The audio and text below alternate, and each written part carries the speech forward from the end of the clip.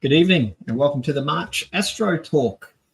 This month we're going to be hearing from Benjamin Alldridge, and Ben will discuss with us the anatomy of award-winning astrophotography, drawing on his experience as an internationally recognised photographer and the manager of far and away the largest smartphone astrophotography community on Earth, one which I am a part of, and for some reason Ben allows me to help moderate. Not sure why.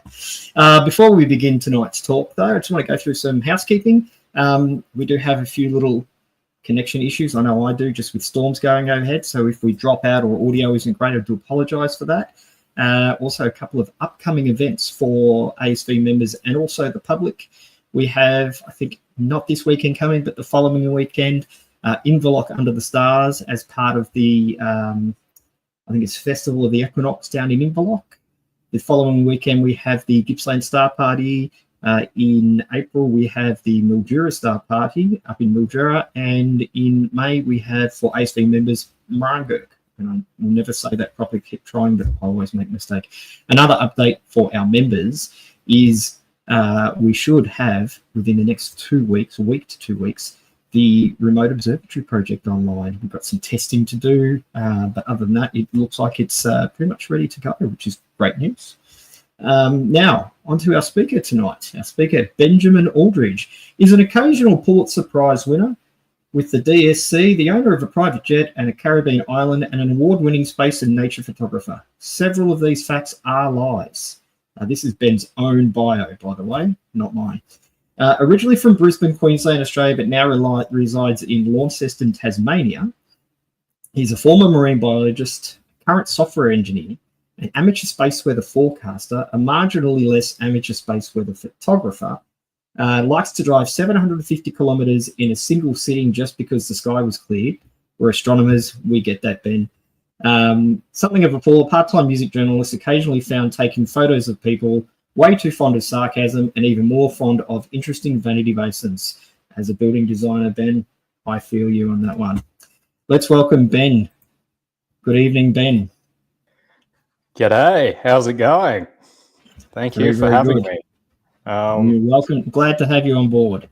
Now, we will get straight into it, and we'll let you present your talk.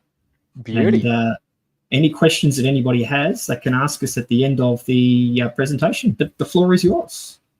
Yeah, as Mark said, please feel free to put any questions that you have in the chat. I'll see them either during or after. Yeah, so let me share my screen.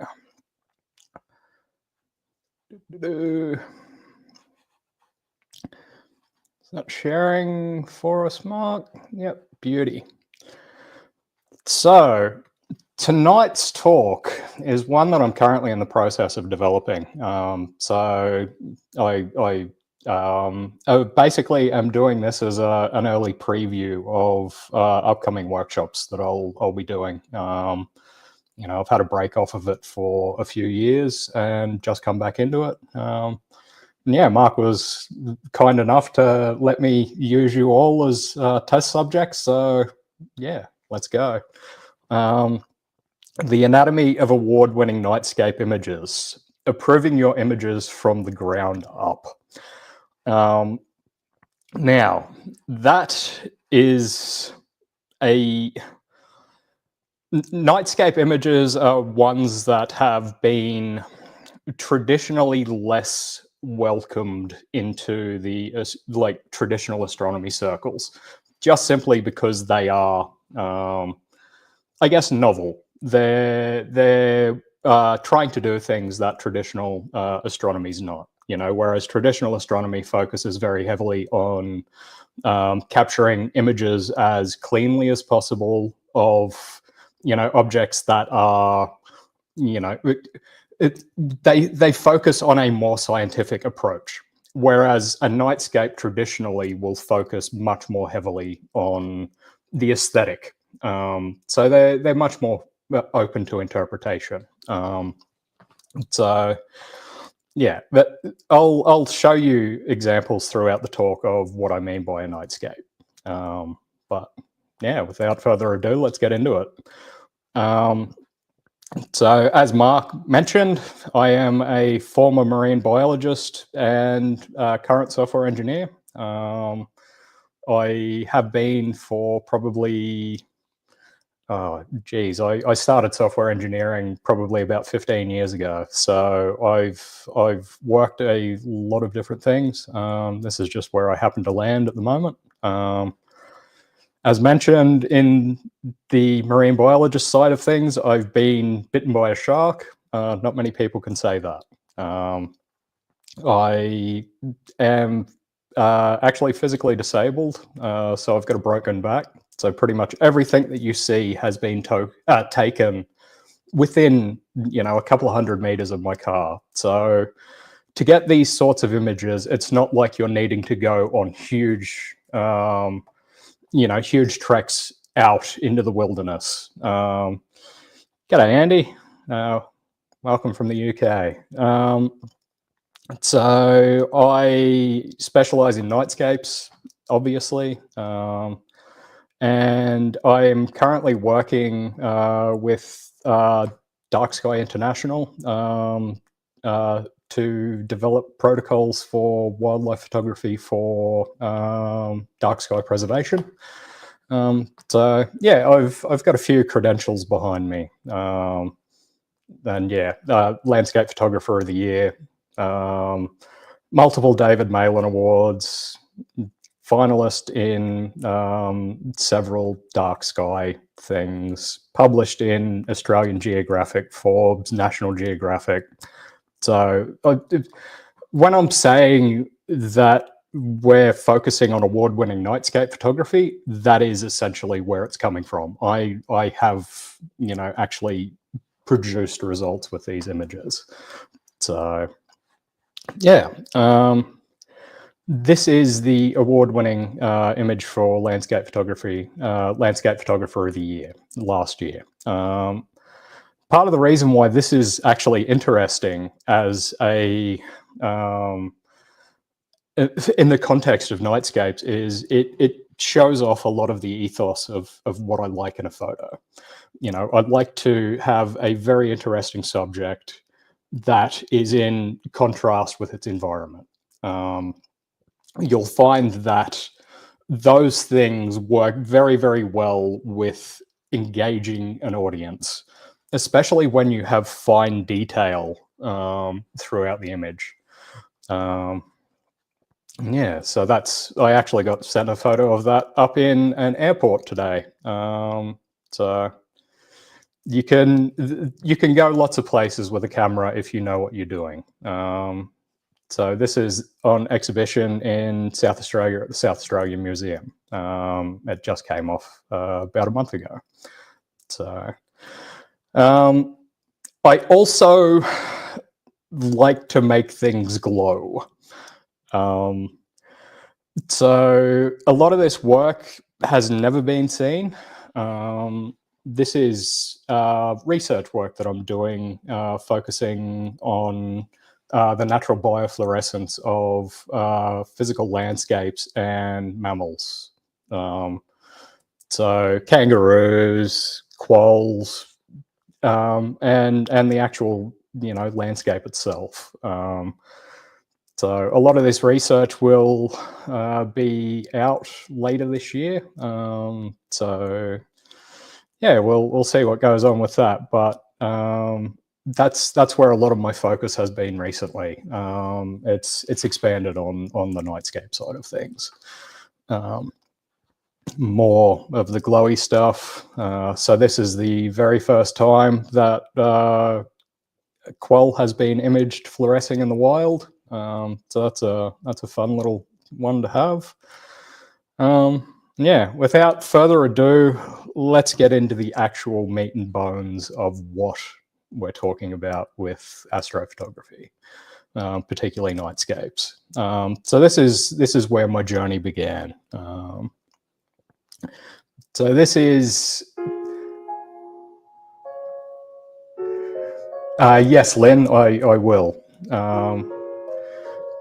So this is the very first actual specific nightscape imagery that I captured. So this was back in 2013, back after I'd just bought a Canon 5D Mark II. So this was all captured with a f4 lens. So you definitely don't need the fastest lens to be able to do things. It helps, but yeah, it's not everything. From there, my very first trip to Tasmania. So this is down on the Tasman Peninsula at Eaglehawk Neck. And you can see the tessellated pavement in the foreground, which is generally imaged during the day. People like to go there for sunrises. But what really grabbed me here was this intense rusty air glow sort of hanging around the edge of the sky, and sort of this interesting, like in the foreground, we were actually getting little licks of bioluminescence coming through, which is quite common on the Tasman Peninsula. And this is essentially Bortle 1 skies, so as dark as you can physically get. And yeah, the first time I saw that, I moved to Tasmania like 5 months later, so you can tell just how taken I was with how dark things were. And you know, this was it's a stack of about 5 images, so I think total of about 50 seconds integration time, stacked together. And yeah, taken probably 20 minutes after sunset. So it gets incredibly dark incredibly quickly, which really helps. This was also taken not long after that. So this was the very first image that I actually learned how to properly edit. So you can sort of see there's technique coming in with, you know, enhancing the air glow and paying attention to, you know, the nebulosity in the galactic core of the Milky Way. You know, we've particularly got the dust lanes around Rho Ophiuchi, and yeah, basically all of the center areas there, which it was the first time that I actually concentrated on being able to bring that sort of thing out. And part of what's been integral to that is learning the tool set. So I'll describe a little bit of that later on. But yeah, this was essentially the genesis of where my nightscape journey really started to kick into overdrive. So I won't actually show this one. Actually, yes, I will. So this is Land of Lights. I put this together for a competition back in 2019, and yeah, it was all of the aurorae that I caught in the first 18 months living in Tasmania.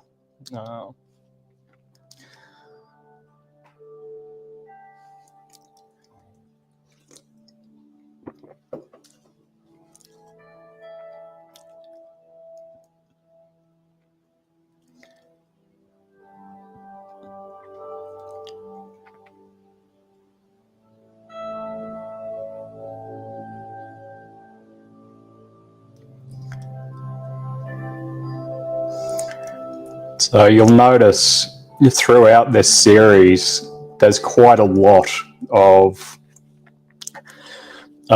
different forms of aurora on display. So this was taken right in the depths of solar minimum. So whereas we're traditionally driven by coronal mass ejections and have been for the last few years, thanks to solar maximum, these ones were mostly coronal holes. So they're much more reliable and much more stable than a coronal mass ejection. And because of it, you end up with different types of aurora. That's another thing that I do is space weather forecasting, as Mark mentioned earlier. So you can see I don't know what's going on with the sound there, but it was very majestic and meaningful. But yeah, this is... I have definitely grown a lot since I made that film. So that was back in 2019. And just the different technique and access to different tools, access to just better locations. And yeah, it's yeah, it's exciting to be able to experience these things and share them. So this is basically the wisdom that I will give you to start this. Taking the photo itself is such a small part of a meaningfully good photograph so often. You know, quite often you'll encounter this notion that, you know, good photographs are quite often spontaneous, and yeah, generally you will see that some people do get lucky like that, but more often than not, especially when you're dealing with something that is as formulaic as a nightscape, and I use that word formulaic intentionally because generally, if you know what settings are going to work for what conditions, you will not touch them. It is a totally set and forget process. And that is so far different from so much other photography. But yeah, the actually taking the photo part is such a small bit. You need to be in the right place. You need to be at the right time. You need to have the right conditions. You need to be looking at the right thing. There's just so many things that need to light up for serendipity to occur. So it's very crucial that you figure out how to figure out like what you want to actually physically shoot and what you want to capture, and then relate that, I guess, that luck of like the process of luck transpiring. So make your own luck. Your life will improve so much. So subject here and subject selection is crucial. Now, this is an image that I have described as my Moby Dick. What you can't tell from it is it's actually a patchwork of about 120 images. At the time, I didn't have anywhere near a wide enough lens, so it became a process of panorama. And because of it, you actually end up with a really interesting perspective that you don't normally get. Like Russell Falls, Tasmania's most photographed waterfall far and away. This is actually about a 270-degree like view. So I'm actually physically looking above me to get that Milky Way. And like the sense of scale and the projection, yeah, it has been hard to get, but the conditions that I shot this in, they particularly lended themselves to capturing the falling core. Like this only happens for about 45 minutes a night and only for a few weeks a year. So yeah, it was a nice moment being able to catch it in full flow. And that was basically why I merged those two together. And this one, so this is an image called Cider. These are some of the most endangered trees on Earth. So they've only got a natural range of about 60 hectares, and there's only about 300-ish individuals remaining of this species, the Myena cider gum. And yeah, so we ended up with a really interesting condition where we had the galactic core of the Milky Way rising with this really beautiful, like pink, diffuse aurora on the right, you know, looking to the south, and then the start of a beautiful SAR arc. So these are usually really intense red. And earlier in the evening, we did have that. And then, yeah, there's sort of this really emerald air glow behind it all. So what I tried to achieve here was trying to balance, you know, all of the elements going on. And I like that there was a nice symmetry between the SAR and the galactic core. I like that there was sort of, you know, I like to have elements crossing my images and pointing in as much as possible. And I think this image exemplifies that pretty well. This is another one where symmetry played a huge role in why I chose to compose what I did. So this is my good friend, Luke Sharkey. He's actually just on a trip down to Antarctica today, as it turns out. This was a few years ago in southern Tasmania on the D'Entrecasteaux channel. Yeah, this beautiful setting, Milky Way, late in the evening, and behind here, you can sort of see that there's the cap over the moon setting as well. So that was setting, I think it was about 10% that evening. And yeah, I just liked you know, that we had such beautiful symmetry with the poles leading our eyes into the image and towards Luke. And then, you know, we've sort of got the Milky Way itself mirroring the shape of the shoreline. So, yeah, another one of the hallmarks of what I do. I'll get back to that answer question towards the end, Billy. This one is one that I actually shot with Luke as well, back in 2019, a couple of days after terrifying, like devastating fires tore through southwest Tasmania. So these trees, a lot of them were actually still smoldering this evening. And you can sort of see, you know, like there's quite a lot of smoke haze through the background there. And that's actually a supermoon rising in the background. And I like the way that it, you know, gave this really intense red glow to everything, and basically, you know, told the story of the fires coming through. So subject placement is another one. Like having a subject in the screen to begin with, it's a good thing, but you need to put it in the right position. Otherwise, it's a totally wasted opportunity. So this is probably far and away my most successful image, called Galactic Ghost. This has been in Nat Geo, Forbes, been in a few exhibitions. Yeah, so it's got around quite a lot. This is a remaster that I'm actually working on.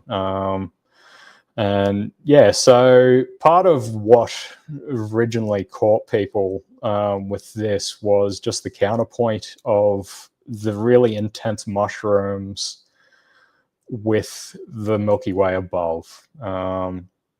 You know, obviously at the apertures that you're using for a lot of night work, in this case it was f2.8, you physically don't have the depth of field that you need to be able to do that. So you'll find yourself in a position where you're actually focus stacking the same as you would during landscape photography. So you can sort of vaguely see there's a slight boundary there. But yeah, the sky and the foreground were taken as two separate images that were essentially half a turn of focus apart. This is another one during the bushfires. And what I tried to do here was basically I liked the starkness of this tree. You know, like as I said before, all of this stuff was still smoldering. So like it's a smell I'll never forget. But I tried to counterpoint, you know, the starkness of the tree with, I guess, the jaggedness of the Needles mountain range that it was at the foot of, and especially with that light punching in from the rising supermoon off over to the left, and then, you know, with the rising galactic core and the large Magellanic cloud. Yeah, I tried to keep it as balanced as possible, and yeah, this series was absolutely harrowing, and I'm about to go and do another one over in the Tarkine on the west coast to get the bushfire damage that's happened this season. So yeah, I'll be using a lot of the learnings from the first time to make my images better this time around. Now this image, Ice Pop. This was also part of the Landscape Nature Photographer of the Year awards that Australian Geographic put on every year. So it was a finalist in astrophotography. It's currently on a bunch of bus stops around around Australia. And yeah, so this, in a lot of ways, was accidental. I didn't actually intend for this foreground to be quite as it was. You know, I was there and I just happened to be playing with the biofluorescent stuff, and yeah, I liked how it countered the sky above, and with the rising galactic core of the Milky Way captured in the water. You know, we've got a lot of deep symmetry. So we've got a delta forming, pushing us into the image. We've got another delta forming here to push us into the image. And then we've got this really intense, colorful area. So it's, yeah, this is one of my favorite images that I've ever taken. And every time I look at it, it makes me happy knowing that there was a lot of things that I got right in it when I did it. But hey, there's always things that you do better, and you know, like using a sharper lens, focus stacking, all sorts of things like that could make this better. But hey, it's definitely the proof is in the pudding with this one. This is one that I took during a substorm, an auroral substorm. So the traditional wisdom for an aurora is one of the metrics is called BZ, which is essentially how disturbed the magnetosphere is, which is one of the parameters that we look at when we're trying to forecast aurorae. And so this was a period of strong positive BZ, which is traditionally people will say, you know, call the chase off. It's not worth it. But this one particularly really surprised us. We had this beautiful pulsing going on in the background, and these beautiful red towers that just kept shooting up through the center of the screen, and you know, it framed you know, this beautiful tree and the Magellanic clouds really wonderfully. Yeah, so that image is actually called Magellan's Cradle, because it's, yeah, I tried to get it so that the tree itself was essentially capturing Magellan. So subject integration is referring to how the subject is actually physically tied to the sky above it. So there's a few ways you can do that. generally speaking, yeah, I'll demonstrate what I mean when I get into it, but I try to keep my images. I want the images, the foreground and the background, to marry up nicely. Quite a lot of what I'm shooting is literally just single image. The only time that it's not is if I'm doing the hyperspectral stuff, so biofluorescence, or if I'm doing focus stacking or just general stacking. But yeah, and in particular, this one is actually naturally lit. So this was the very first images that I took after leaving the house for the first time after COVID lockdowns eased in 2020. So this is illuminated by a few floodlights at the Hobart International Airport. And yeah, just about an hour and a half of time lapse, just stacked together, and tried to balance the colors in the sky with the foreground, and so this is another one. So this was all naturally illuminated as well. So we had beautiful pink aurora. It was quite subtle, but there were periods where it sort of popped out further, and so tried to keep the core close to the tree as always.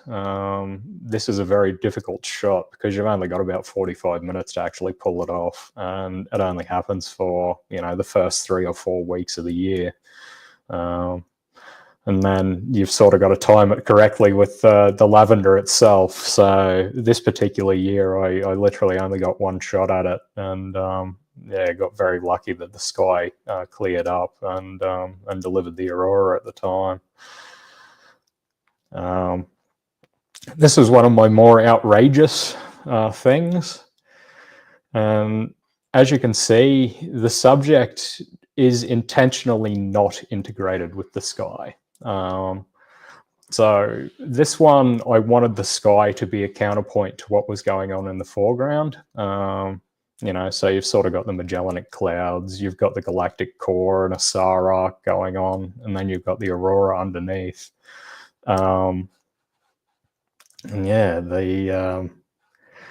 This image is basically one that drove me like borderline insane. I spent a lot of time piecing this together because it's again, this is about a 250 degree panorama and made up of about 60 tiles.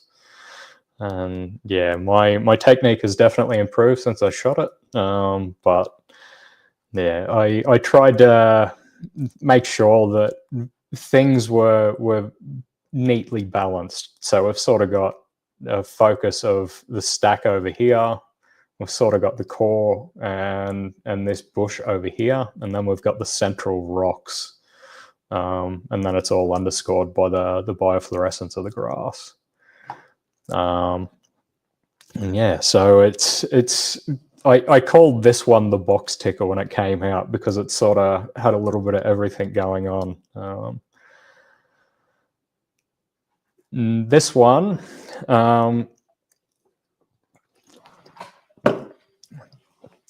this is one that basically has no integration done whatsoever. So this is more or less as it came from the camera.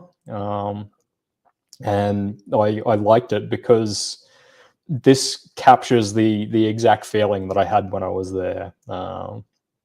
This really intense fog, and I've got a time lapse of that that I'll share shortly, and you'll sort of see what I mean. But this was very much just a standard admire. Don't try anything, too creative or anything like that, and just let the piece do it, so what it needed to. And as I was doing it, so this was shot as a time lapse, and these stars were scintillating through the trees. It's just, I wish a single image could capture it, but Yeah, unfortunately not. So with most photography, conditions are everything. You can be in the most beautiful place on earth, but if you have not got the conditions that actually suit it, there is no point being there. I had this fortnight ago out in southwest Tasmania. Went out there to try and get some early season astro rising over the Arthur's Ranges down in southwest Tassie, and yeah, unfortunately, I could not see the end of the campsite. So you can do all of the 750-kilometer drives that you like, but if the sky's not playing along, you're basically just wasting your time, unfortunately. This was one where conditions did play in my favor. So this was actually the very first aurora that I ever saw back in 2018 in the Tassie Midlands. And like I've flown down to the edge of Antarctica to see the lights now. Like I've seen literally dozens of really big auroras now, and I still think this one was probably the most visually stunning, just simply because of the range of the colors. Like this tealy blue is one that I've never seen since, especially in association with the lime green and the purples. This one was on I think it was about a 30% moon. So it was sort of sitting over here to the right behind me. And so it was setting. And we had this beautiful blushing aurora.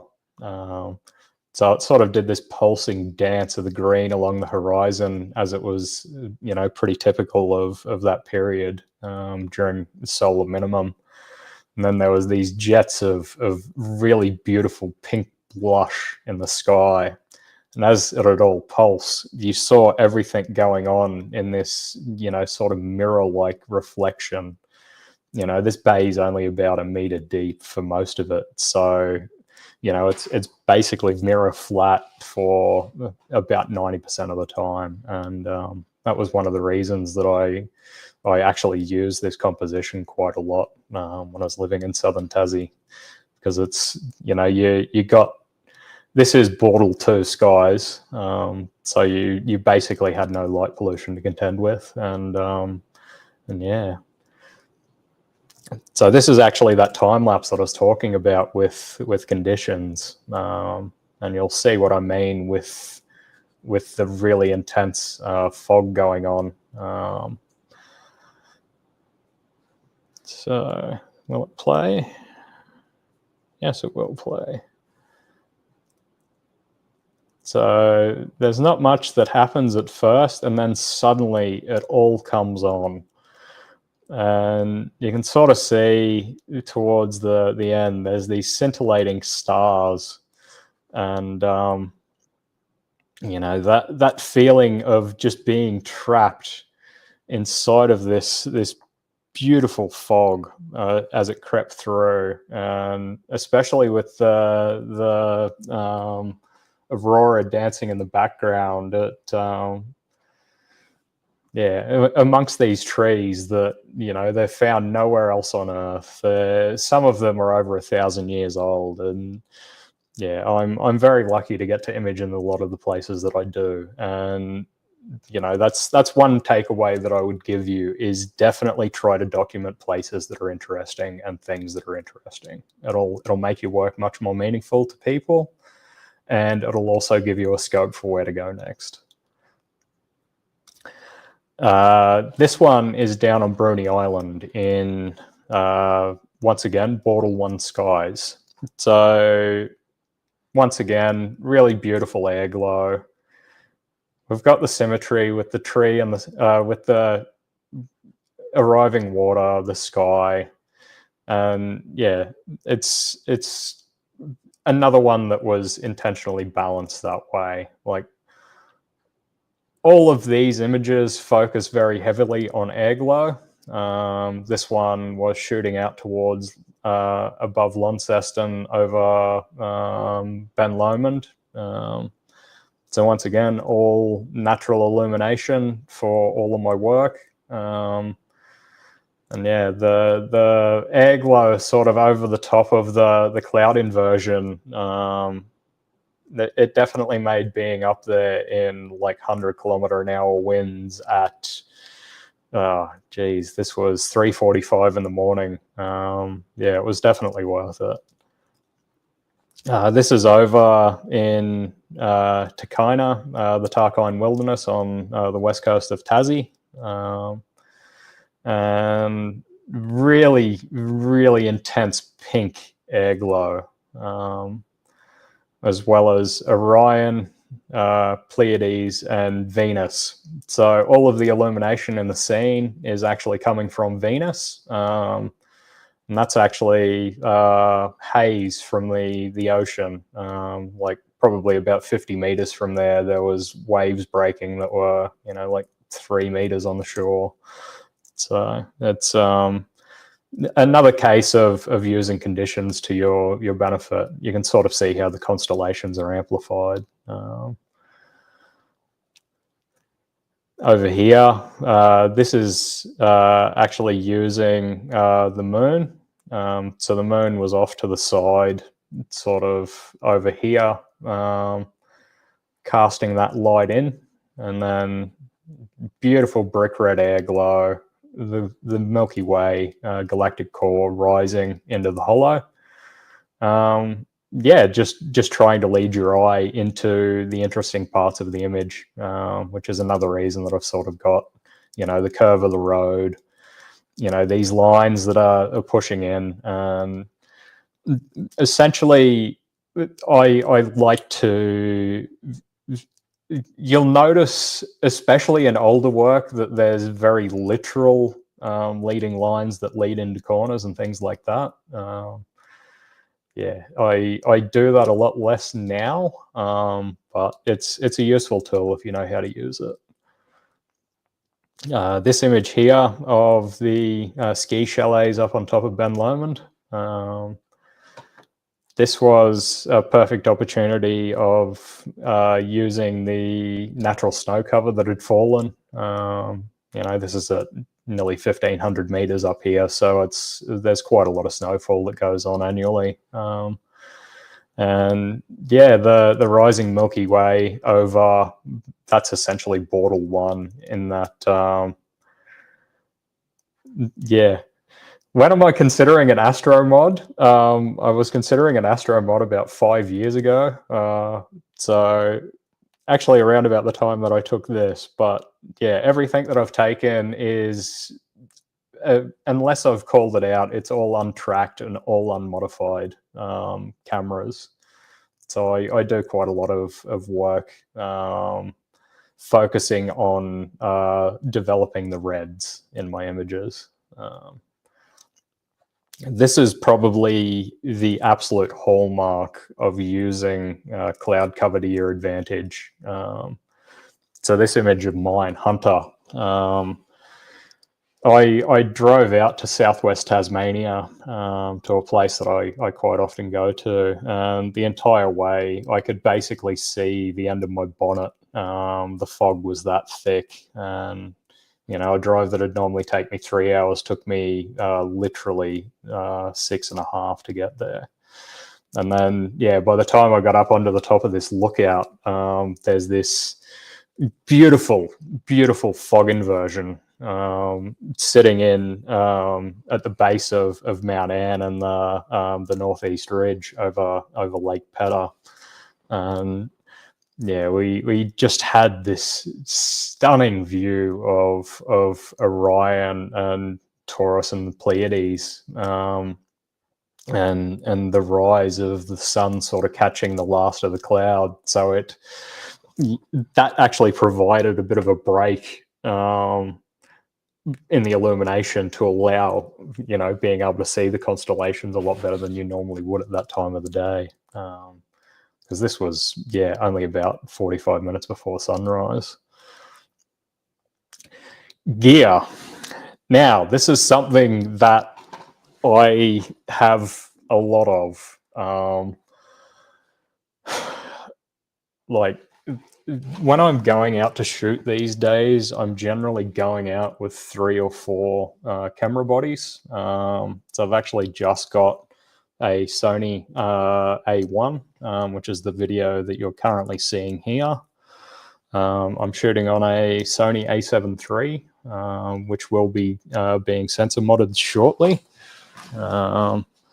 What else have I got in my bag? I actually put all of my toys beside me so that I could show them off. So I have multiple tracking mounts. So that is a Skywatcher Star Adventurer Mini. In my opinion, one of the best tracking mounts available. It's more or less been superseded by the full-size ones, but if you're looking at something that's small, portable, like that goes in my bag quite a lot, and you know that'll take a payload up to like 2.5-3 kilos pretty reliably, and give you relatively minimal tracking errors. I also have a bunch of different lenses.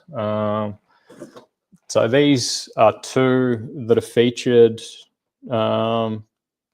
in varying amounts in this presentation. Most of my astro has been done on this lens here, the Sigma 24mm f1.4. So that's in a Canon mount, using it on my 5D Mark IV. I have also been using this fella here, which I won in a competition off of Instagram. It's a Brighton Star 9mm f5.6. So it's an optical formula that is just absurd. Like, it gives you images that are physically impossible on any other lens combination. Like, there's a few other manufacturers out there that do a 9mm, like there's Laowa, SLR Magic, I think, does one. But I'll show you later on exactly why this lens is so valuable for the type of work that I do. I also swear by this thing here. This is a Huion WH1409 V2, I believe. So it's the largest tablet that Huion currently make. You can have them for about $200, and like a lot of my award stuff has been edited on that. Being able to actually get in and physically sculpt details in images is, yeah, an untold benefit. I highly recommend it. And then the newest acquisition. So this is a motorized and mechanical sliding mount. So it can be operated in both modes. So this does a 80 centimeter slide move, and it also has a panning head on that, so I can do 360 degree rotation. So as soon as I get some clear skies, I'll be taking this out and running it in anger with the 135mm f1.8 G Master Sony lens and the A1.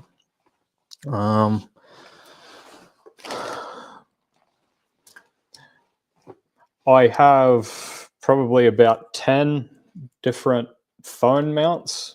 As Mark alluded to earlier, we run the largest, like by an order of magnitude, group for smartphone astrophotography on Earth. I believe this morning when I looked, we were at 92,000 people.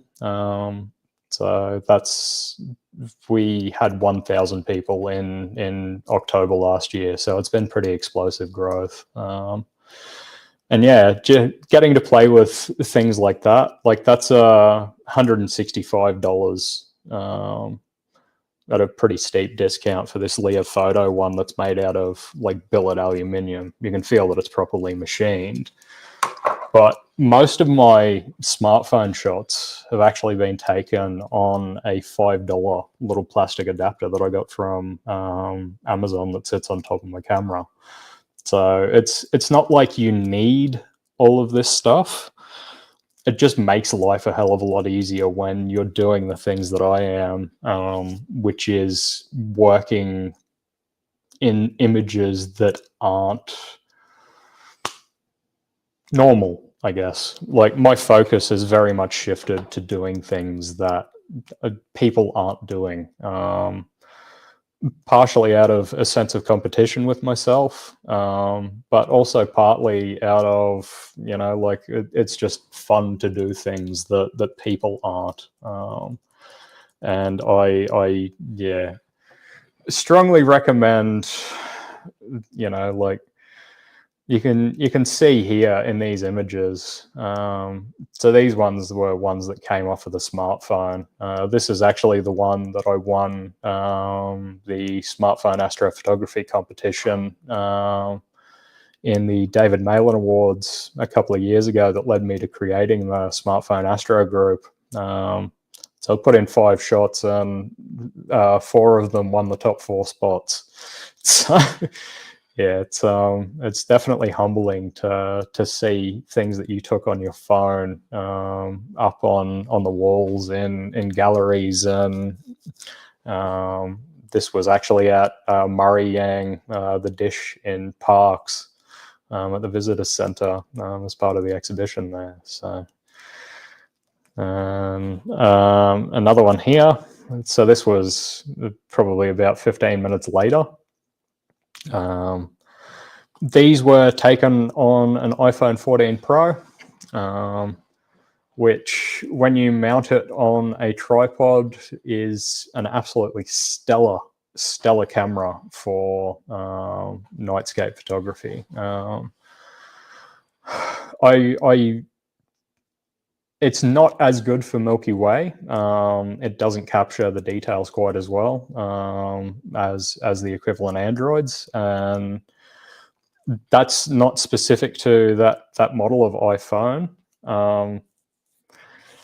That if you're shooting Milky Ways, you probably want to be on an Android. If you're shooting Aurora, iPhone definitely has the better colors as far as I'm concerned. Although you have the option now, there's quite a lot of 1-inch sensors in phones that are, like those sensors are like 8 to 9 times larger than your standard phone sensor. So the results that they're getting are staggering. This was taken on my iPhone 16 Pro. But yeah, they don't work particularly well for biofluorescence work. It's very hard when you're working with it because the light is essentially 100% saturation, and cameras don't like doing anything at 100%, be it shadows, highlights, or saturation. So that's something to bear in mind, but you can get definitely interesting images on lower end gear or less specialized gear, I guess you'd say. Here's the spruiking of the smartphone group. Feel free to join us. We'll be crossing 100,000 members soon, and got a few things planned for when that happens. So watch this space. But definitely feel free to join in. We encourage everybody from any background, any skill level, any subject that they're shooting. yeah, we've sort of had a little bit of contention about what constitutes a smartphone, but I genuinely have just said, as long as your camera is pretty crappy, throw it in. So if you've got anything that sort of fits that, do feel free to join in. We'd love to have you. Now, when I said that this 9mm lens was able to do things that no other that I've experienced has, this is an image that I was referring to specifically. So this one here is a little bit of a freak of nature. So I've actually got the moon over here, and then we've got the Milky Way, and then we've got the aurora, and then we've got the sunset. So generally, you would be able to get maybe 2 to 3 of those things together. But because this lens is so wide, like this is like 140 degrees nearly that I'm seeing. So I'm seeing essentially from my feet right up to well above my head. And because of that, you've got such a range of luminosity from, you know, the really intense last minutes of sunset. Like this was probably, I think this was about 45 minutes after sunset itself. So that's the last bit of dying dusk. And then, yeah, the aurora pumping. Like this aurora itself was, you know, you were craning your neck up to look at it. And yeah, just that width has given it the ability to get this very first trace of Milky Way and this lovely sun star with the moon. So I was actually quite heavily stopped down with this. I think I was shot this at either f8 or f9. So once again, you really don't need like stupidly fast lenses if you know how to handle them. This one was on a homemade tracking mount. So I made a barn door tracker using an Arduino and a bunch of like housing screws that I got from Bunnings. Yeah, so I was able to track up to about 7 minutes pretty reliably with the worst polar alignment that you've ever seen. But yeah, gradually you'd get tracking errors with it. It'd slowly lose sync. There was an error in my programming, unfortunately. But hey, I retired that one quickly and then moved on to the actual other tracking mounts, which is what I've used in these images. So this one is a combination of tracked Milky Way. So tried to get as much as I could in terms of hydrogen alpha in the core and, you know, like Carina over here and Vela, I think that is. I can't remember. I believe that's Vela. Yeah, once again, all naturally lit. It's only really the lights across the bay. This is about Bortle 2. Some pretty pristine skies. Yeah, like 8 hours driving in total to make it happen. So another 8-hour drive. I was standing with a tracking mount on rocks just like this in the middle of this sort of waist deep water. I'd just driven 8 hours up to Bennelong Bay from Tassie, from Hobart after work. And yeah, trying to balance a tracking mount with a sketchy tripod on a round rock at that time of the morning.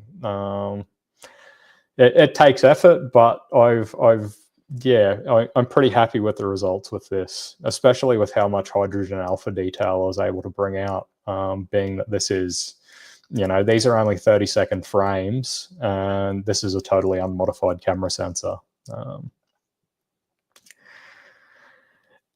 Now, networking is something that is very, very useful. part of the reason that I do so much competition photography is I just genuinely love to be able to network with people. I have met some of my best mates through competitions, and I've met some of my best mates through photography in general. I highly encourage networking wherever you can.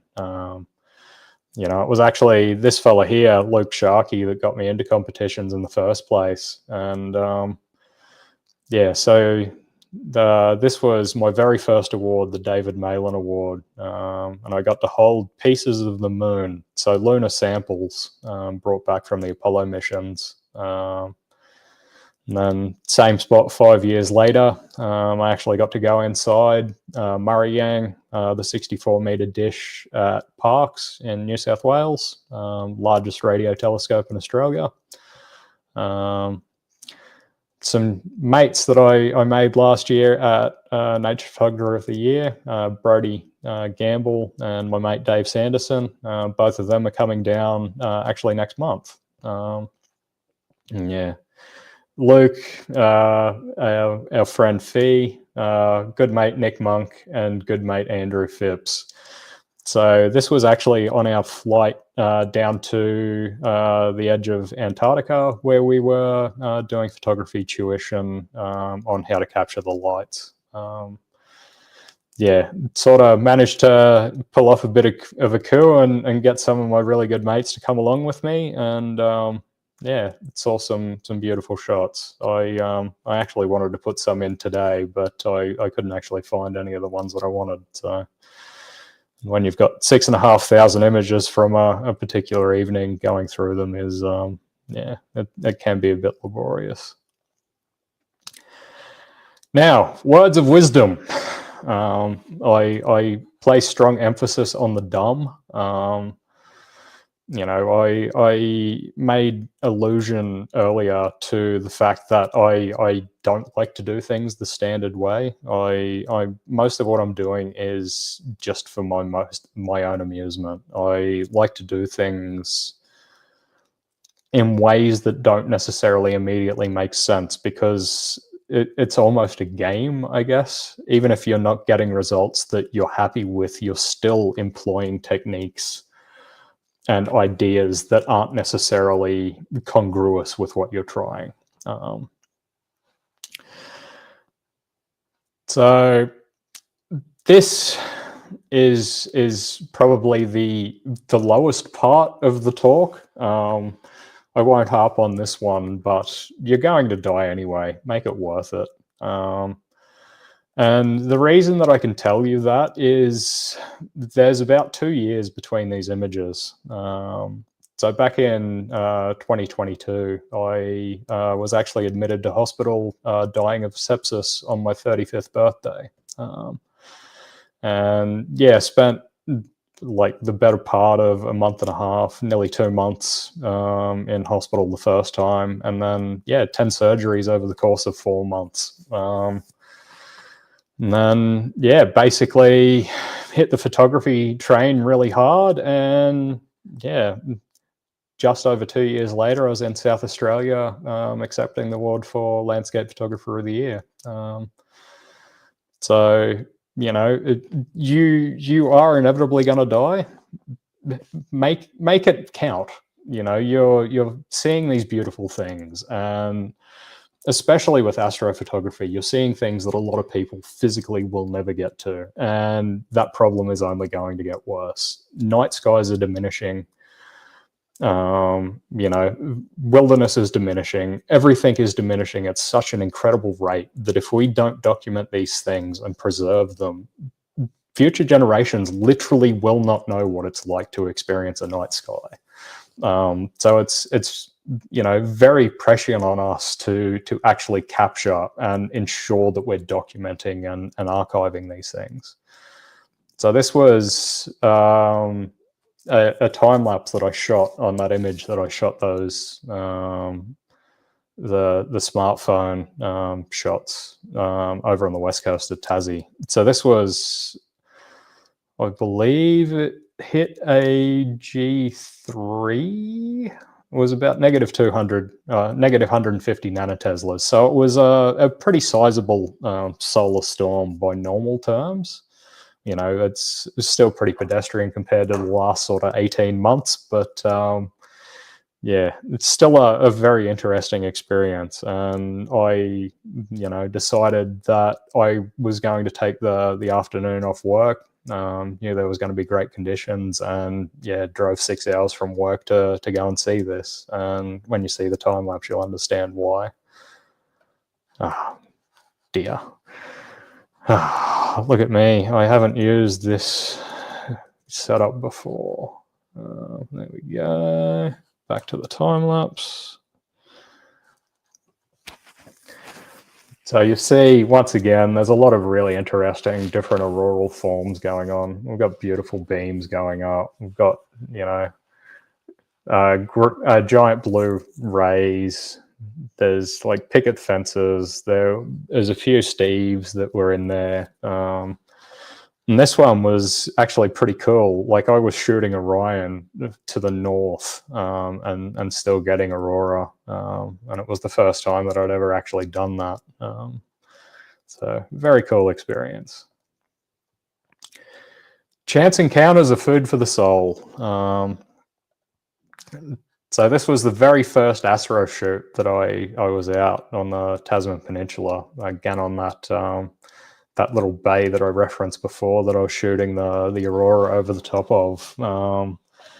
And we'd been shooting for about 2.5 hours by this point, and this possum just randomly popped into the scene just as the sun was starting to peek into the sky. And it hung around for probably about 2 or 3 minutes. And it was just such an alien experience after just totally silent, just clicking away for hours. And then, yeah, sort of as quick as it came, it ran away again. And, you know, that, once again, you've got the strong symmetry, you know, you've got the subject prominently placed. Like I've tried to make this as interesting as possible the entire way through. This one, this goes back to my ethos of you're doing it to have experiences, and quite often doing things the wrong way will yield new techniques that you literally would not have otherwise discovered. And that was why at the start of the talk I made particular point to, you know, emphasize what I do during the daytime with my landscape photography as well. You know, shooting different styles and different disciplines makes you a much more rounded photographer.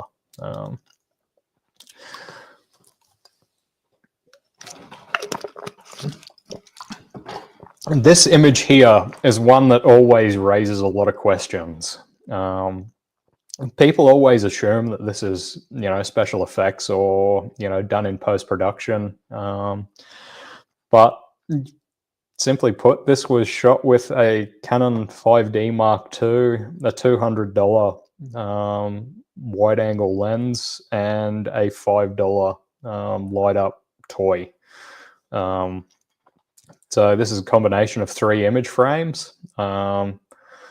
The only thing that's actually been blended in from the other 2 frames is just this light. So there was one piece of light and another piece of light. But yeah, otherwise everything here is totally in camera. Especially this really punchy air glow. It was some of the most intense air glow that I've ever seen. Another one doing things the wrong way, shooting the galactic core over a capital city. So this is down over Hobart on a little lookout that's no longer there on the top of Kananyi, Mount Wellington. So Kananyi itself is currently in the process of undergoing certification for dark sky values. But Hobart itself, once you actually get down into the CBD at the base of Kananyi, like the core of it, you're talking sort of Bortle 7 to Bortle 8 most of the time. So it's genuinely a very light polluted patch of really horrible sodium vapor lights. And part of the way that I shot this was using okay, it's not in that bag. I've actually got a night filter that Nissi makes called Natural Night, and it cuts down on sodium vapor values. Unfortunately, when I imported it into Keynote, the colors got a bit cooked. You know, it was all much richer than that, but you get the idea. Now, gear won't set you free, but it sure will help. I think I made a pretty good point earlier that I have more gear than any human reasonably should. You know, I've got all sorts of toys, like gigantic tripod that goes with me everywhere. It's as tall as I am. You know, like up until I got that, the process of shooting was genuinely very difficult. I cannot emphasize strongly enough getting the best gear that you can afford that is going to last you a period of time worth it to make worth your while. That tripod I've had for 4 years now, I think.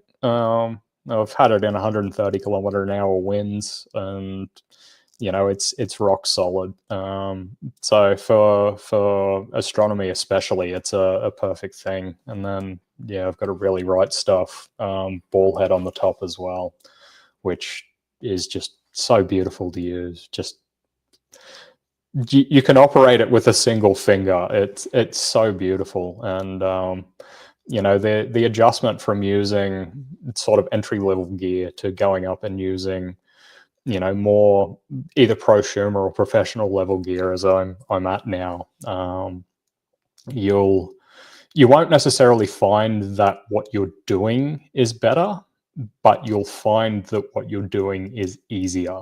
And as you develop skills and you're getting into your photography journey a lot more, you'll find that trying to do things easier makes it much more worth your while. You know, the soft skills like actually how to shoot generally, you know, that'll evolve over time, but just the freedom that having gear that's suited for the purpose will give you it's untold.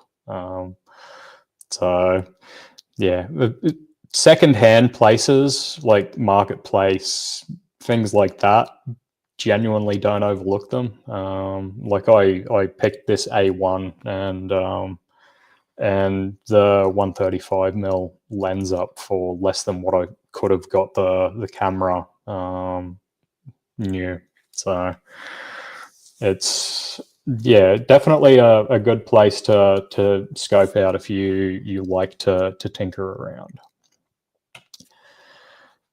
So this was one of the first shots that I did once I got the Sigma 24 1.4. So this was again on the A7, the 5D Mark II. Sorry, it's the trouble with using two different systems. Yeah, I'm currently straddling the fence between Sony and Canon, but yeah, being able to shoot this at like ISO 16,000 and f1.4, it meant that I could pull out so much of this detail in, you know, the Large Magellanic Cloud, through, you know, the coal sack and up towards Carina and that sort of thing. And I just simply wouldn't have been able to do that with the f4 lens that I was doing previous.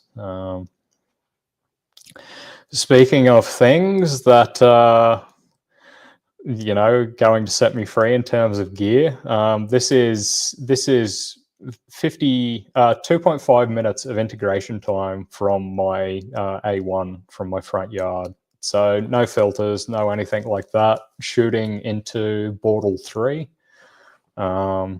yeah, just stacked and roughly processed in Photoshop. And as you can see, there's huge amounts of hydrogen alpha hiding in this. So actually getting to play with that as this season goes on, it's going to be a huge boon. Specialization is for insects. Back when I was working as a biologist, this one was something that an old boss used to say. You know, if you get good at enough things, it teaches you how to be good at things in general. And that's especially true in photography. You know, if you know how to properly compose a landscape scene, it'll make sense for how to compose a nightscape. If you know how to properly illuminate a studio scene, it'll make sense if you're using, you know, low-level illumination or that sort of thing in your nightscape work. So just understanding how you can break out of that mold of, okay, I'm a nightscape photographer, or okay, I only deal with shooting nebulae, or, you know, I only work in studios.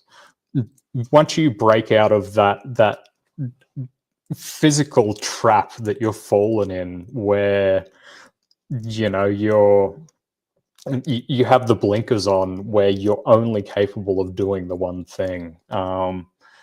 Yeah, once you break out of that, it will make your work so much more interesting. And it doesn't have to be good if it's interesting, to be honest. Like it definitely helps if it's good, but fundamentally, you are just trying to catch attention. And that's yeah, if you can get people to pay attention, then the being good thing will follow gradually. This is an image that I'm working on at the moment called Apache. So this is another one shot on that 9mm lens. And so this moon was actually really full. I think it was like 86% this night. So it was, oh, actually, no, sorry, it was low 90%. So it was basically as full as you could get. And typically under that level of illumination, it's just simply impossible for the biofluorescence work that I'm working with to, you know, actually come through. But I just got lucky that this particular rocky outcrop was slightly turned away from the moonlight, so I could light it up enough to get this really intense coloration. You know, and you sort of get the really nice sea mist from the waves, and then the aurora coming through as well. Yeah, I like to blend those together. You know, and my work is all very much a scientific experiment. I like to illustrate scientific concepts, and that's why, yeah, I like to play around with different styles, I guess. But that brings me to my very final point here. Just have fun. I cannot tell you how much that has influenced my work. Having fun is, yeah, that's the end goal. If you can go out, you can come home, feel good in what you've done, and understand that, you know, you've done something that's a joyous experience that's enriched yourself. It doesn't care if what you're doing, like, it doesn't matter if what you're doing is good. It doesn't matter if anybody actually sees what you're doing. As long as you're actually out there and you're trying things and trying to create things that are interesting to you, everything else, it just does not matter. And yeah, this image here, Pandora, that was very much me having fun. You know, the galactic core had sort of moved out of the position in this slot here. And, you know, this was basically like shin deep water flowing at a ridiculous rate from some flooding. And You know, it was like -2. All of these rocks were frozen. And it was just like, you know what? I'm here. I'm in the position that I am. I'm going to make the most of it and have fun. And yeah, that's been an ethos that has definitely carried me through. And if there's one point that you take away from what I've told you tonight, please let it be to have fun. That is the gateway to everything. Yeah. So that is the anatomy of a award-winning nightscape image. I'll open the floor up to any questions. There's been a few that have been in the chat. Mostly There have been, yes. There's been a few. Hey, go. That was wonderful, Ben. I just want to go back to your just have fun. That has been my ethos in astronomy in general. Yeah. Is it needs to be more fun. Astrophotography, Absolutely. radio astronomy, whatever you're doing in the world of astronomy or photography, just needs to be fun. The more fun you have, or the more fun people have, the more they're likely to fall in love with it and want to learn and grow. Well, not only that, if you're having fun and you're genuinely dedicated to the craft, you know, it makes you more inclined to want to enrich yourself with it, be that learning, you know, about it, be it learning new skills to actually capture it, or be it, you know, learning new ways to actually physically, you know, push this out for other people to consume.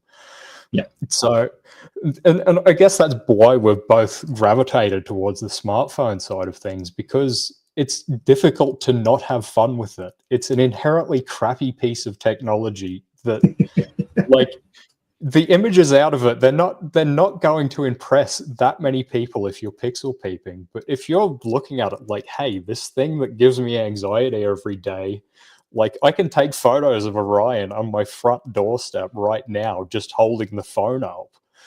Like, it's difficult not to have fun in that space. And I agree completely. It's like the time I took a photo of a galaxy 500 million light years away using a phone on a telescope with an eyepiece, and it's sort of like, didn't think I was going to do it, but you know what? Why not try? And I succeeded, and it was fun. Like, it was really enjoyable. That's it. And honestly, new techniques are discovered this way. Yeah, you know, it's absolutely. the people that are abusing the technology in ways that it was never designed for, that are coming up with novel innovations that are making what we're doing that much more successful and that much more interesting. So absolutely. So we'll get to a couple of questions, yes, and then we'll get Bill Stent, the telescope gent, on to do his what's in the sky for March and April. Probably not a lot tonight.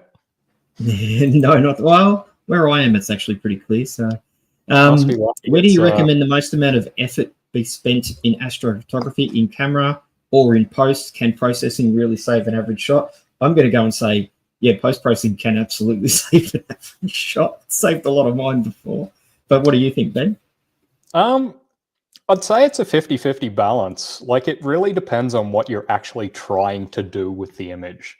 You know, for a lot of my images, a lot of it is documentary work, so it doesn't need a lot to be done afterwards. Like, especially the stuff with the bushfires, that was essentially, you know, just a curves layer and a little bit of like saturation here and there.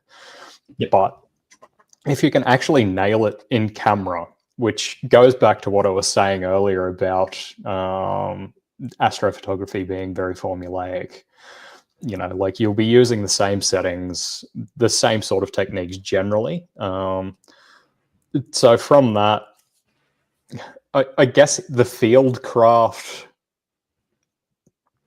it's incredibly important because it's important that you're capturing the scene itself, but how you're doing it is less important at the end of the day than what you're treating it like.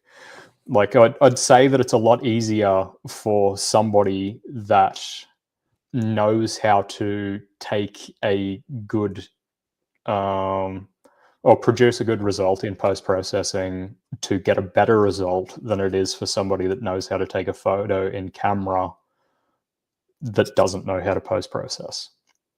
if that makes sense. Like you have a lot more that you can bluff in post-processing than you can in camera. Agreed. Yeah, absolutely. Just on when you're talking about buying stuff off Marketplace, Yes. the other place that I find really good for, well, in my case, buying secondhand phones, is cash converters. Cash converters is great because you get a short period of warranty, and there's a lot of really good, high quality, low cost phones available there. Yeah. If you're going down the phone path, and cameras and tripods as well. Yeah, so that's exactly it. Like, for most of us, there's no need for new gear. You know, like, I like to buy new gear when I can, but there's no fundamental need for anything that I'm doing. You know, it's not suddenly going to make your images 100% better because you've got something off the shelf compared to, you know, like, this was a used A1, and it's essentially got the new factory smell, like, and I paid a third of the price that I would have otherwise. So shop smart, and it'll open doors.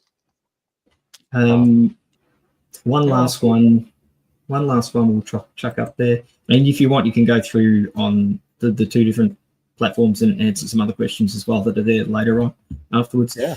Do you have any Australian landscape photographers who you would recommend following? So this bloke here, Bailey would be one, wouldn't he? Actually, yeah, Bailey Farley in the chat that's heckling me. Yes, he is, isn't he? He's throwing shade at you.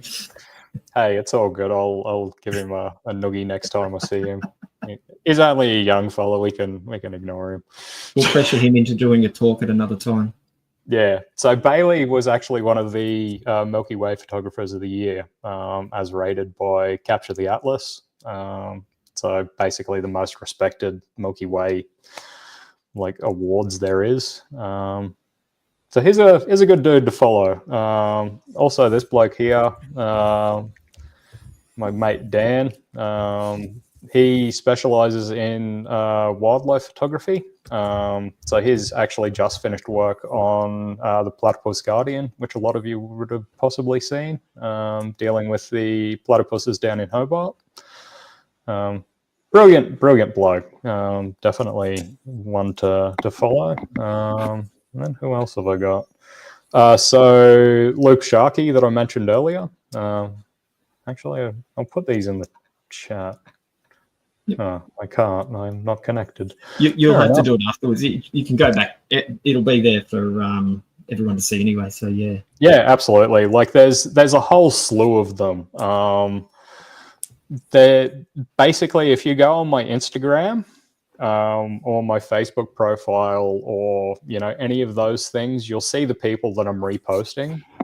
Because I share to my stories and like my Facebook profile and that sort of thing pretty aggressively. So I'll put stuff up most days. But yeah, I've been lucky to encounter literally hundreds of people since I've been doing this, and all of them are phenomenally talented, phenomenally giving with their time, and like this craft has just opened so many doors in terms of opportunities for networking with interesting and talented people. So if you're thinking about taking the plunge, it's not a bad way to kill time. It's good fun. Ben, thank you very much for your presentation tonight. It's been wonderful. It's Not a problem. very different type of presentation than what we would normally have, but it's been very informative and entertaining. And I know I'm all about trying to have fun and be entertaining. And I think that's part of what you're saying, like getting into the hobby. I think part of your luck has been your drive to have fun and enjoy things, which gets you in front of the right people. The more fun you have, the more people want to be around you. Yeah, exactly. And on that point, I will say, especially on the topic of networking, just being amenable to saying hello to people. Like, just if somebody's work there that you like, send them a message and say, hey, I like what you're doing. And quite often they'll be like, what you're doing is pretty interesting too, and you'll spark friendships. And from that, opportunities bear out. So, like, especially for things like I'm doing, so workshops and general engagements, like that sort of stuff. So yeah, have fun. Life is too short not to make an absolute party of it. So I agree. Thank you again, Ben. I know I've enjoyed it, and I'm sure those watching at home have enjoyed it as well. beauty. And, Cheers for having me. No, not a problem. We'll bring Bill's in here now. Bill doesn't have a camera, unfortunately, so Bill is like a dentist, and you can't see his face. That's all good. We can do really terrible sign language in the background or something. That's all right. Just do interpretation for him. You can flip me the bird. I don't care. I'm just preventing everybody from having to see my ugly mug. Oh, come on, Bill. It's not an ugly mug. It's pretty. We like it. That's but anyway, we can fix it in post. For a second. Yeah, we can fix it in post. Yes. Okay. Let us. You are ready. Okay. All right. We'll jump out, Ben, and we'll let Bill take the floor. And again, thank you very much for your presentation. And Bill, it's all yours. Cheers, team. Right. How you going, people? This is my 14th or so What's in the Sky presentation, but late March, early April this year, presented, surprisingly enough, today. Tonight, I am broadcasting from the lands of the Wurundjeri Woi-wurrung peoples of the Kulin Nation. I'm north of the Yarra, so it's not the Bunyarong peoples. I'm going to talk about general conditions as usual this time of year. Then I'll get into the What's in the Sky presentation. I'm going to talk about where's the moon, the planets, getting orientated, the normal usual stuff. I've got a T Corona Borealis update. Spoiler, nothing much happened. Then I'll get into my suggested targets for tonight. Talk about the early risers who have my recommendation for the early risers, just to give another spoiler, is go back to bed. And then a YR4 update. And then I'll finish off with the things to look at for this month. Okay, the general conditions at this time of year. We're approaching the autumn equinox. That's the 20th of March, so it's not very far away. It's about a week and a bit, I think. We're going to be going back to Eastern Standard Time on the 6th of April, which is something that happens about the time of the autumn equinox, normally the Sunday after, I think. Now, sunset tonight, about 7:45. It was dark at about 8:30. No, the past tense. Next month, it's going to be about 6 a.m. because that's Australian Eastern Standard Time. Sunrise tomorrow is about 7:15. It's dark until about 6:30. That's when my telescopes will shut down for the night. Next month, that will be 6:45, again, Australian Eastern Standard Time. Cyclone Alfred is something that happened. People in the north of the state might expect some higher humidity and maybe some extra clouds, but I don't think there's going to be much effect down in Victoria. New South Wales got a bit of a wetting, and poor old Queensland got an absolute gromping. Let's see, young astronomers. Why do we make ourselves miserable with daylight savings? Ask your parents at breakfast on the day the clocks go back. I'll give you a hint. Check your curtains and taste the milk. Also, how long do you leave the lights on in the evening versus the morning? One of these is serious, the other ones aren't. Okay, for the moonies, full moon is tomorrow. No, not tomorrow. Friday. Today's Wednesday, isn't it? Whatever. Now, lunar eclipse, lots and lots of talk about a lunar eclipse. The moon rises in the final minutes of the umbral eclipse. Now, the umbral eclipse, you will not even tell it's there with the human eye. Blood moon phase ended over an hour before the moon rises in Melbourne, so don't spend too much looking at American news reports. They are going on about how you can see the blood moon and stuff. Victorians can't. Okay, on Friday, the moon rises right on the equator, and it's moving into the south the next week, which means it's going to get higher in the sky over the next fortnight before going back to the north. It's close to its maximum distance, so Friday's full moon is a mini moon. Close. Over the following week, it's going to be setting in the early morning, and it's waning gibbous, as it always is after a full moon.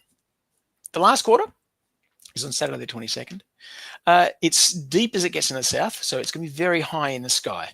It rises at midnight, sets at noon, and then over the following week, it will be a waning crescent. It'll get thinner and thinner, and eventually it'll get too close to the sun, you won't even see it.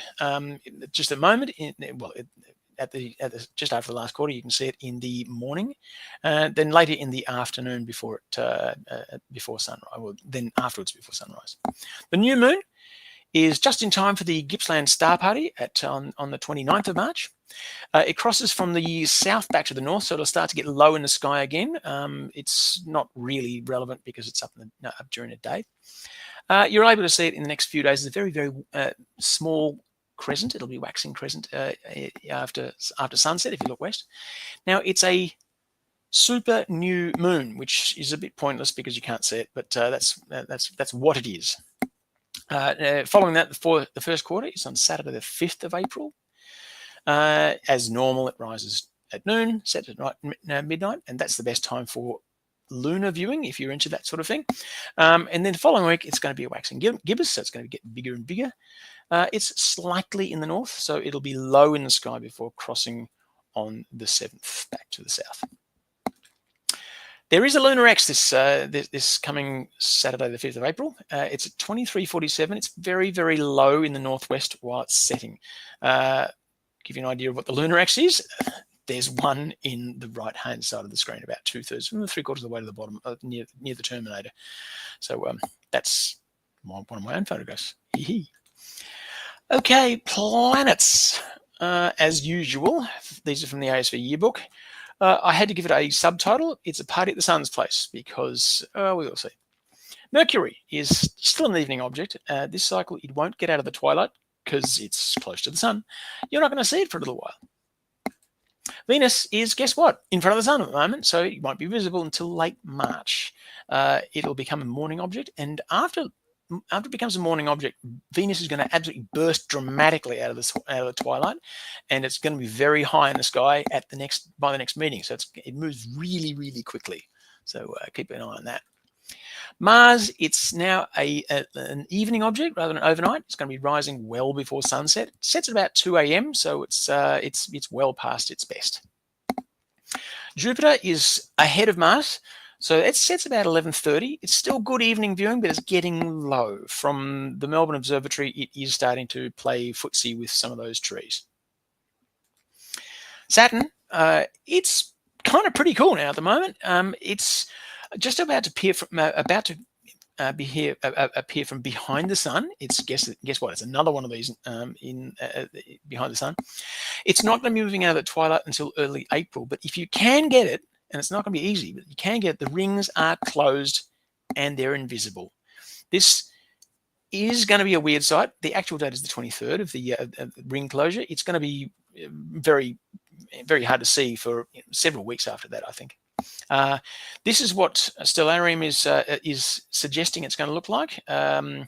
Obviously orange background because it's very close to the sun. There is a ring in there somewhere, but I don't think you'd be able to see it at all with your naked eye. So that's on the 29th of March at 7 a.m. So that's about a week after the actual closure. Uranus is ahead of Jupiter at about 10:30 p.m. setting earlier. That is setting at 10:30 p.m. Setting earlier each night. It hasn't moved very far from the Pleiades because it's a long way away from us. It does move very slowly against the background stars. Neptune is, again, like all the other ones, in the evening twilight, along with its friends Mercury, Venus, Saturn. So pretty much invisible. Pluto is the final one. It's now an early morning object. It rises about 3 a.m., which is well before twilight. So you should be able to get a decent view of it if you've got the right telescope. So getting orientated, this is the sky facing south at 10 p.m. With my little clock there. So the Southern Cross is about 10 o'clock on the clock, which means it's lowish in the north, in the southeast. It's getting there. It's getting there. There it is. Orion is now past the meridian. It's actually significantly past the meridian. So it's getting late in Orion season. It's still very good viewing though, as long as you've got a decent view to the west. Now, our orientation stars, we've got, I'll bring the clock back, because as usual, we start with Canopus, which leads the cross around the pole, and Achernar is opposite the cross. So if you can visualize the cross in the sky, which is not always easy, but if you can do that, you can easily find Canopus and Achernar. Sirius is very bright. It's high, just a bit. Well, it's northwest of the zenith, so it's easily the brightest star around. It's not quite as bright as Jupiter, and tonight, obviously, the moon's going to knock it out. Aldebaran is getting low in the northwest. Look for a yellowish star there. It's actually in the middle of the Hyades. You can't really tell in that photograph, or that image there, because I've sort of got the sky turned on, so it does tend to dim as it goes down to the down towards the horizon. Castor and Pollux are just past the meridian. They're good stars to find. They're very close to Mars, so that little triangle is easy to find. Regulus, which is relatively new on the block this time of the year, it's getting higher in the northeast. Ignore tonight's moon, because it's going to move out of the way fairly quickly, so Regulus will stay there. Speaker is the newcomer this month. It's low, it's rising, and it's pretty much due east. So from my house where I am, I can't see it because I've got a mountain, well, a hill to my east. As for planets, there's not an awful lot going on there. There's Mars, which is just past the meridian in the north, and there's Jupiter, which is near Aldebaran in the northwest. Okay. A bit of an update about T Corona Borealis. It's kind of back. I've been tracking it with the LMDSS automated telescope, and well, it hasn't done much, but it's still there, so we're still waiting. This view is we're facing north. It's fairly low to the horizon. You can see Corona Borealis. It's sort of a comb-shaped, or a sort of a C-shaped asterism, I think you'd call it. Actually, no, it's a constellation, sorry. My apologies, Corona Borealis. Now, remember what Corona Borealis is? It's a red giant with an accretion disk.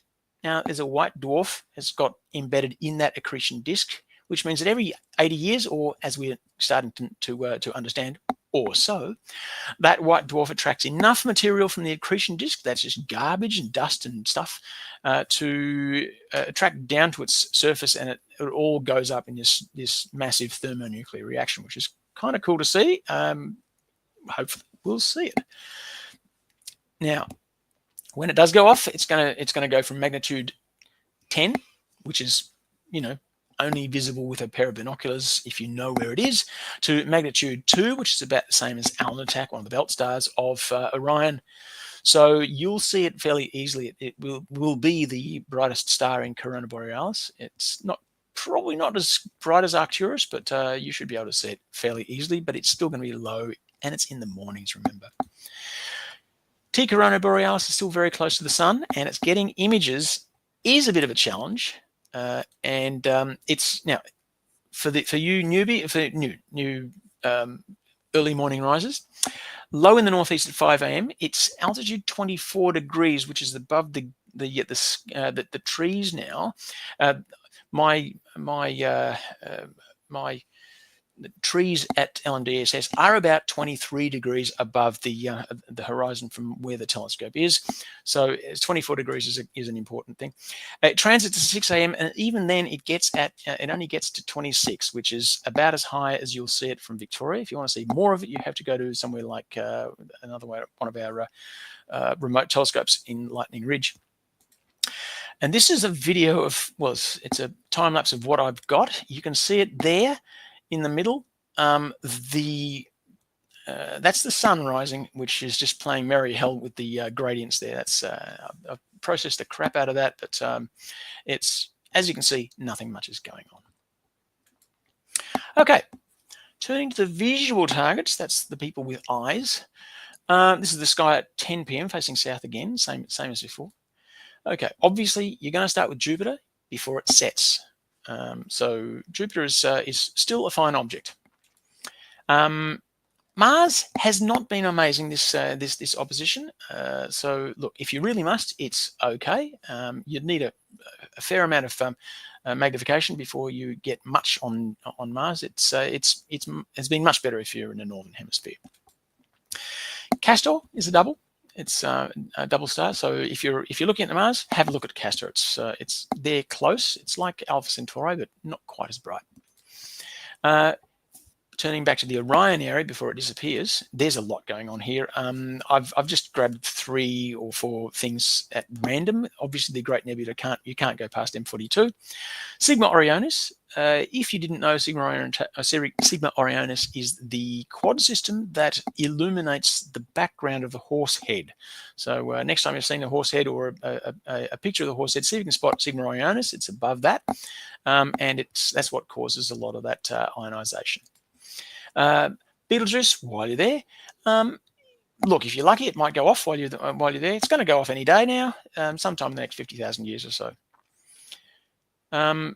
Moving back towards the zenith, Southern Albireo is one of my favourite things. I always show it to tour groups if I can. 145 CMA. It's a coloured double. There's a blue and a yellow, and they're very pretty. Nearby again, a little beehive cluster. It's an open cluster.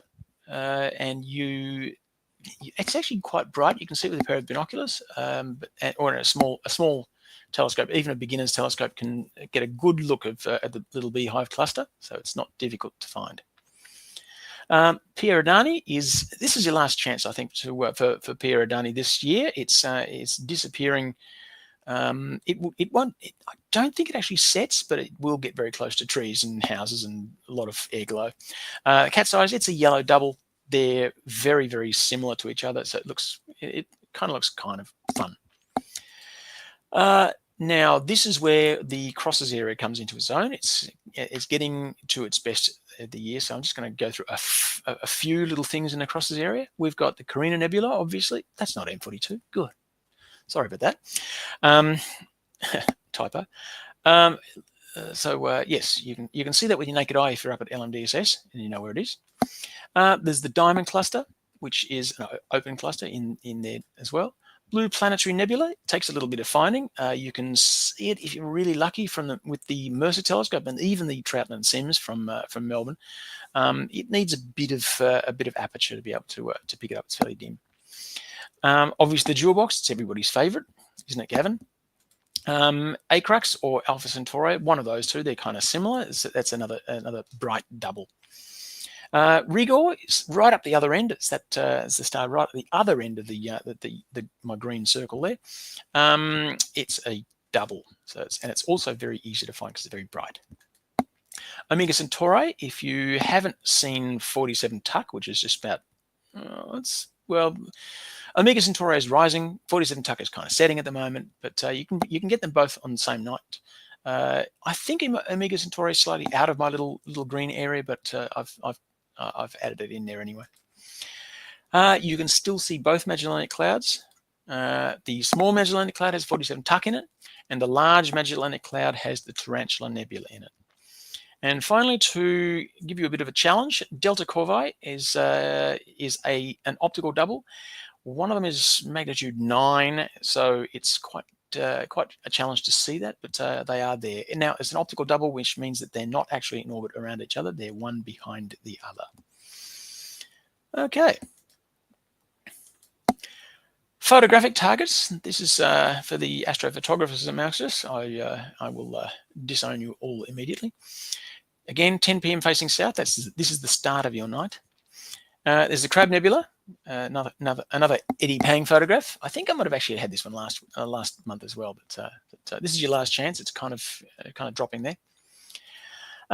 In the Orion area, I've gone for wide field stuff. Here's my boss's photograph, Diego's Barnard's Loop.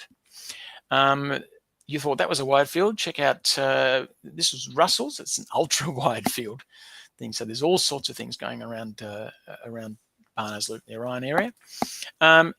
This is something I came across a little while ago. Stephen Moore took this shot of LDN 1622.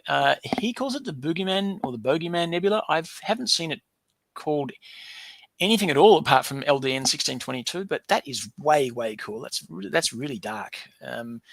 So he's processed that so it's really black in the middle. So nice. I like that. Nice work, Stephen.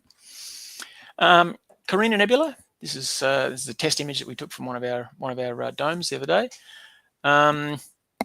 Gabriella Mistral. It's something that I've been working on, but this is one of Jeff's. This is a narrowband image. Yes, I haven't processed mine yet. I haven't been able to download it from the remote telescope. The Vela Supernova Remnant. This is one of Brenton's photographs. I think it might be it actually may not be a C-star image. Brenton's going to have to correct me on that. So this is GUM 16. If you're into that sort of thing, you listened to last month's talk. Running Chicken. This is one of my photographs. As you can see, it was a complete balls up. I've got Dew, and I've got not asteroids. It's a Starlink or something. That was this is God's way of telling you to go and pack up your equipment for the night, I think.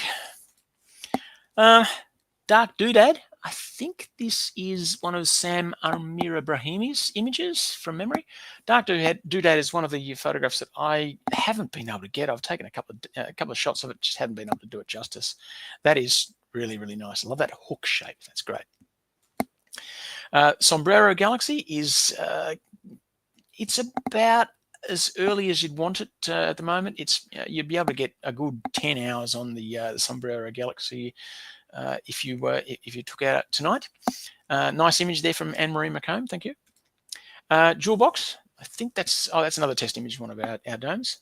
This is 3 single images. They're just 3 30-second images with a red filter, blue filter, and green filter. We stuck them together, just single images, and thought just to see what it looked like. It wasn't too bad. That's you can see that nice orange in the middle there. Southern Pleiades, another one of Jess images. Southern Pleiades is a difficult one to get. It's absolutely huge, so you need a very wide field. Southern Pinwheel Galaxy, M83, another Diego photograph. I'm duty bound to say that that's got too much green in it, but Diego just never believed me on that. Okay, so that's enough. There's lots and lots going on at the moment. 5 o'clock in the morning. If you're facing south, it looks like this, where the Southern Cross is now just past the meridian. Just get rid of that. Yeah, Southern Cross is now just past the meridian. It's at about 1 o'clock from the South Celestial Pole. Scorpius is our big signpost, and that's approaching the meridian. Obviously, Orion has gone. That's pretty much it. Planets, that's it. Pluto. Lowish in the east, and you'd need to take a photograph of it and compare it with tomorrow's photograph to be able to even tell which one it is. But people have taken photographs of Pluto before.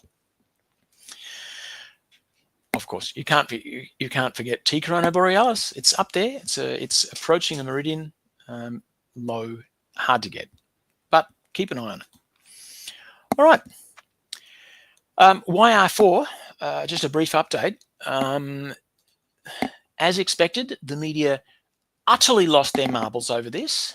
We're all going to die. And of course, they did this sort of thing. Now, I love artists' images. I love the way it's smoking and flaming, and there's a trail of smoke and all this. It's not even in the atmosphere, guys. It can't burn if it's not in the atmosphere. Anyway, doesn't matter. It's not going to hit us. We have confirmed that it's not going to miss the Earth. What is not yet confirmed is whether it's going to miss the Moon. They reckon the probability is about 1.7. So, yep, probably going to miss the Moon. It'll probably just go through and do absolutely nothing, but it might be quite worth the watch. Hitting the Moon, on the other hand, might be awesome. Okay, final notes, random observations. Tonight, Saturn is in conjunction with the Sun, so don't bother looking at it, but it becomes a morning object. There's the lunar eclipse, which is probably invisible, certainly very, very difficult. The umbral eclipse, that's the last of the white bit, lasts for, I think, 7 minutes after it rises, so you're going to have to be very, very lucky to even get a hint of it. 20th of March is the equinox. 20th of March also, Neptune, conjunction with the sun, becomes a morning object. Inverloch Equinox Festival is on the 21st and 22nd of March. Be there or be dead. No, sorry, that's not nice. 23rd of March, Saturn's ring is closed on that day. It happens fairly slowly, so 23rd of March is not going to look very different a week either way. 23rd of March, Venus goes in front, not behind, but in front of the sun and becomes a morning object like all the other ones. 25th of March, guess what? Mercury goes in front of the sun, becomes a morning object. So, like I said before, party at the sun. Gippsland Star Party is on the 28th and the 29th of March. And the 5th of April is the Lunar X. So then daylight savings ends, which we fall back. So we actually do get an hour's extra sleep this time around. So use it, guys. And in mid-April, if you're lucky, you might be able to see early traces of the Eta Aquarids meteor shower. So that's going to be broadly east in the early morning, like 2-3 o'clock in the morning. Okay. Oh, and that one, yes. Yeah. Keep watching for T coronavirus. I may have said that before. All right, and that's it. They're my sources. Thank you very much, people. Thank you very much, Bill. What you haven't noticed, Bill, is every time you talked about T corona borealis, yeah, I had a little banner running across the bottom of the screen for Did you. you? Yeah. What did it say? Just a little one. Bill Stent, the telescope gent, is obsessed with T corona borealis.